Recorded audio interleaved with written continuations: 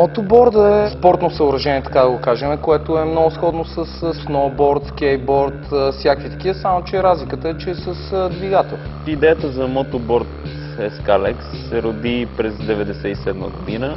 Тогава бяхме малки и баща ми пита по забавление искаме да ни направи картинг или нещо като мотоборд.